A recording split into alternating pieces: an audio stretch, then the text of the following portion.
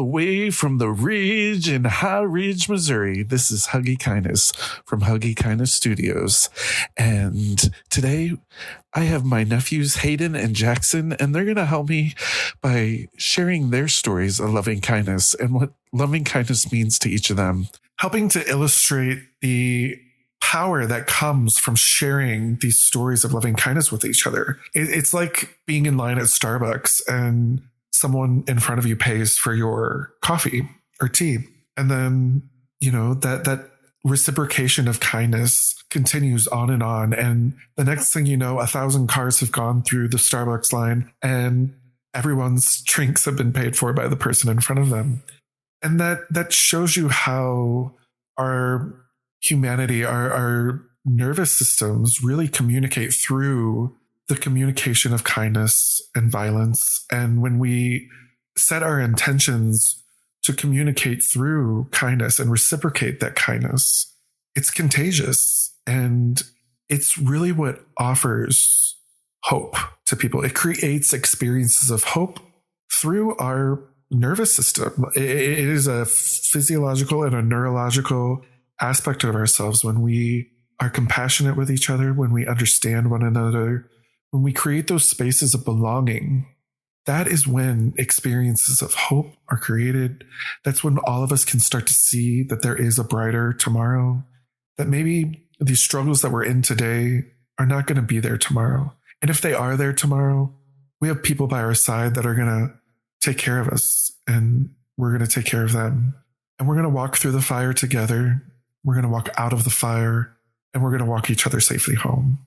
So thank you so much, Hayden and Jackson, for being here, for being willing to just be vulnerable and sharing your stories of what creates an experience for you through loving kindness. And I'm just so inspired by the stories that each of you share. It really brings my heart tears of joy, because I'm like, wow, like no matter what age we are, no matter what experiences we've gone through, losses we've had, successes we've gained, the one thing that brings us all together is this common thread of humanity, this sense of wanting to feel like we belong.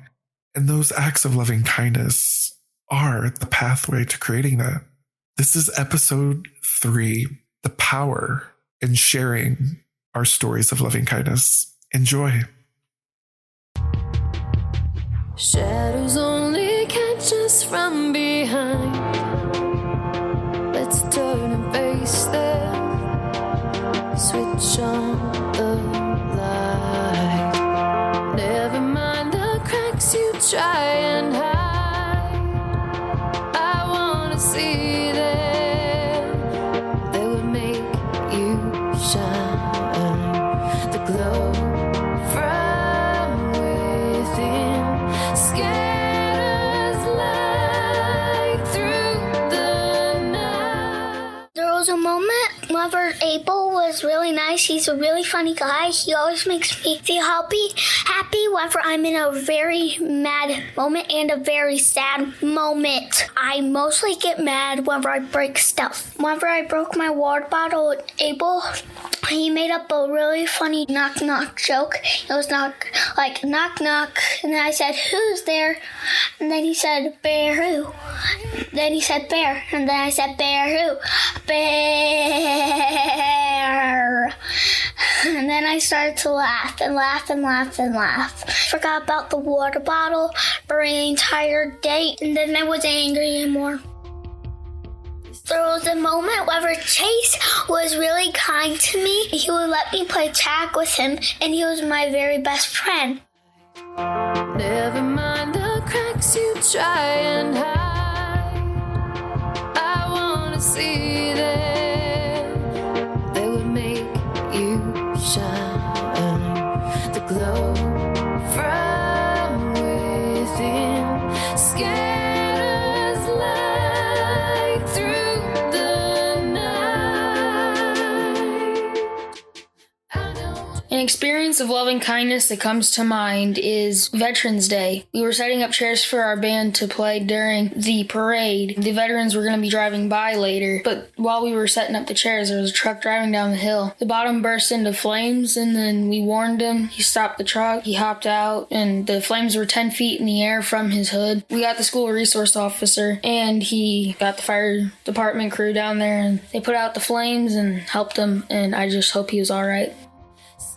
You see, there's this common misunderstanding when it comes to our experience as humans that the best way to live life is to be void of any pain, sorrow, to just live comfortably, to put a smile on your face, to walk around as if everything is great.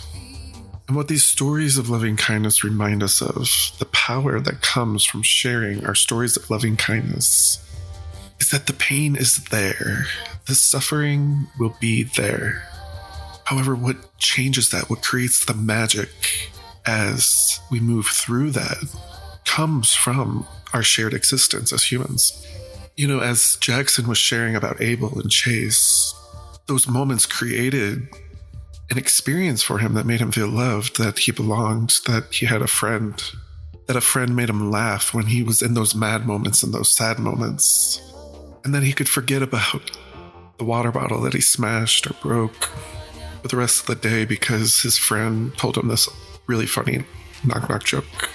It's those people in our lives that reach out that hand when we fall, when we scrape our knee, when we're crying, and they're there. They're just there, you know? Just by their presence, it makes the pain a little bit easier to get through, to stand back up on our feet, to walk again, to move through whatever challenges we may be facing in our lives. And so, like in Hayden's story, there's these very serendipitous moments and magical moments that come to our experience when we see something that is a crisis, something that someone is hurting really, really bad or could be hurting really, really bad. And that's what happened in the story Hayden shared. And because of the presence, because of Hayden and his friends' willingness to extend loving kindness, they were able to get this guy some help before it got really, really bad. Together, in our common thread of humanity, that's where our strength lies. And so I encourage each of you to continue to share your stories of loving kindness, to empower one another, to stand by each other's side, to lay by each other's side, to kneel by each other's side, to cry in each other's shoulders, to be present with each other. Because the pain, the suffering, it's just a part of reality. It's the other side of the coin to the joy and the love and the happiness and the laughter. But those two sides of the coin exist simultaneously, and one without the other isn't the human experience. Thank you, every single one of you, for being here.